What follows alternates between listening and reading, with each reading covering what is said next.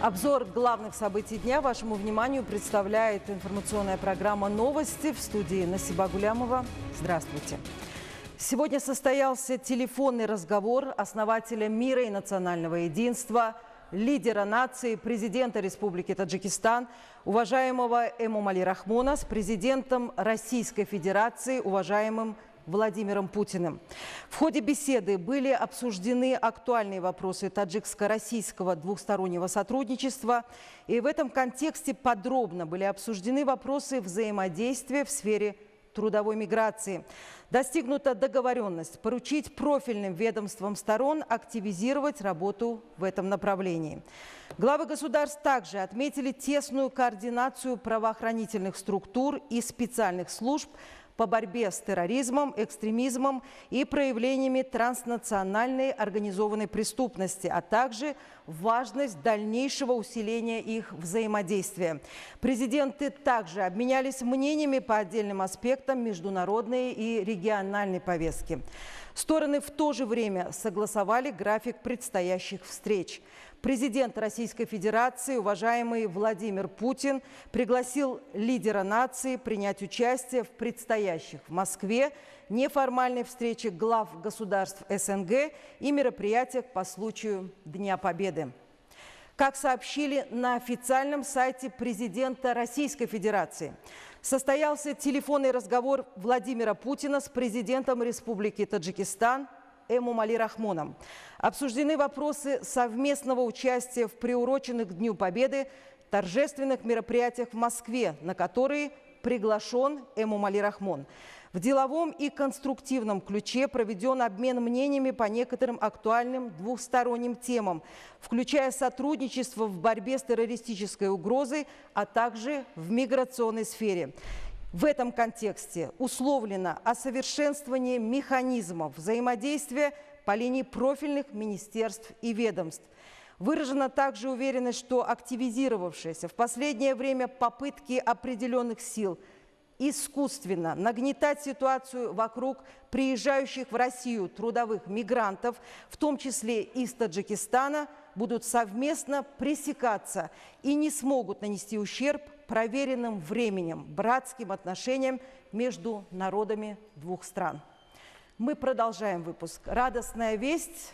Мухаммед Солех Куватов в международном турнире по дзюдо Душанбе Гранд-слам 2024 завоевал золото, а Мулураджаб Халифаев завоевал бронзу. Напомню, что во Дворце тенниса и водных видов спорта с 3 по 5 мая проходит международный турнир по дзюдо Душанбе Гранд-слам 2024. И о первом дне этого престижного спортивного соревнования расскажет моя коллега Шахло Бердыева.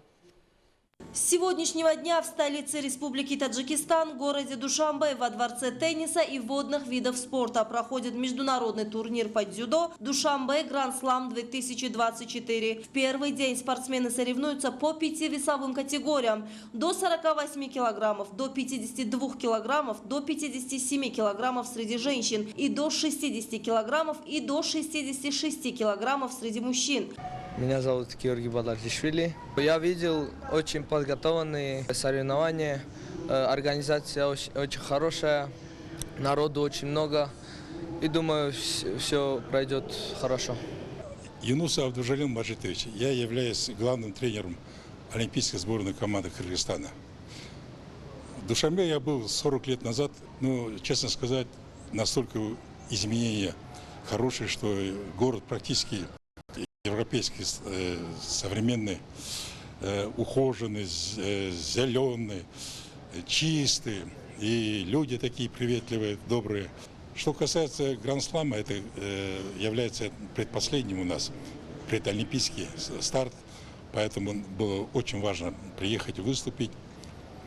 И в плане организации я посмотрел, как приветствовали вот, нас, было очень приятно. И видно, что люди, народ любит дзюдо.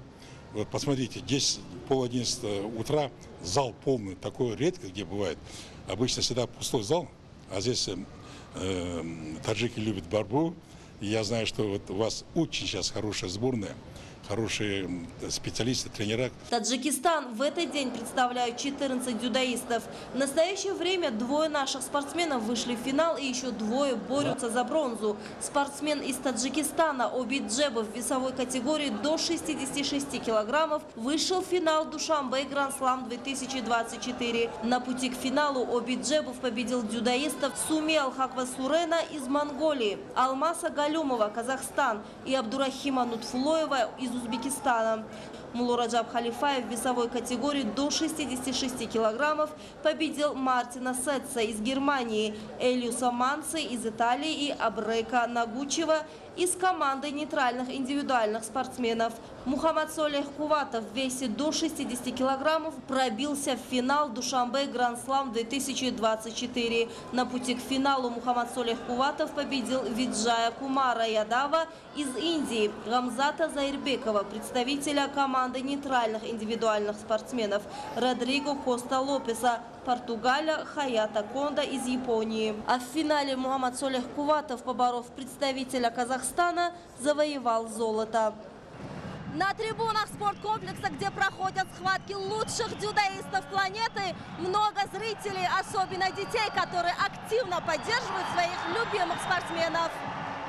Спортсмены на этом престижном международном соревновании получат привилегии в мировом и олимпийском реестре в дополнение к медали. Общая сумма финансовых призов турнира составляет 154 тысячи евро. Победители в каждой весовой категории 7 среди мужчин и 7 среди женщин будут награждены по 5 тысяч евро. Обладатели серебряных медалей по 3 тысячи евро, бронзовых медалей по 1500 евро. Шахло Бердиева, Зумрат Файзиева, Махмад Сайди Камол. Новости. И вот буквально только что пришла новость, что Обид Джебов на соревновании Гранд-слам 2024 завоевал бронзовую медаль. Мы продолжаем выпуск и к другим темам. Благодаря независимости, миру, стабильности и постоянным усилиям лидера нации, президента Республики Таджикистан, уважаемого Эмомали Рахмона, сегодня таджики признаны на международной арене как нация с богатым культурно-историческим наследием, а географическое положение нашей страны способствовало концентрации богатейшего биологического разнообразия. 2 мая Генеральная ассамблея Организации Объединенных Наций единогласно приняла резолюцию по очередной инициативе основателя мира и национального единства, нашего лидера, президента Республики Таджикистан, уважаемого Эмомали Рахмона, об объявлении Дня Мархура. Все подробности на эту тему у Зумрат Файзиевой. Отныне каждый год 24 мая во всем мире будет отмечаться Международный день Мархура – винторогого козла.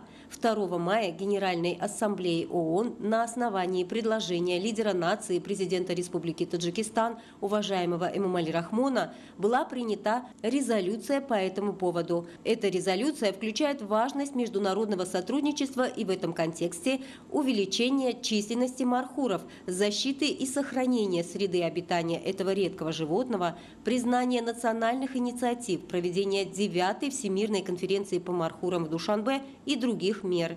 Винторогий козел или мархур – парнокопытное млекопитающее из рода горных козлов семейства полорогих, обитающее в Дарвазском районе Горно-Бадахшанской автономной области, а также в районах Дангара и Шамсидин-Шохин Хатлонской области. До середины 1990-х годов из-за браконьерства и других факторов численность этих животных сильно сократилась, но в наше время в стране реализуются различные программы по увеличению количества этих животных. Географическое положение нашей страны способствовало концентрации богатейшего биологического разнообразия с многочисленными эндемичными видами, ценнейшими реликтовыми сообществами, экосистемами и генетическими ресурсами. Территория республики – самое благоприятное место для обитания винторогих козлов.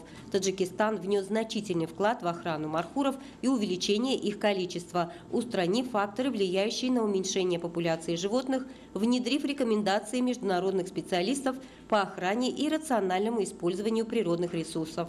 Результаты недавнего мониторинга показывают, что популяция этого редкого животного в некоторых регионах действительно увеличилась и достигла более 6 тысяч. Ведь устойчивое сохранение биоразнообразия обеспечивает гармоничное развитие и экологическому, и экономическому развитию страны.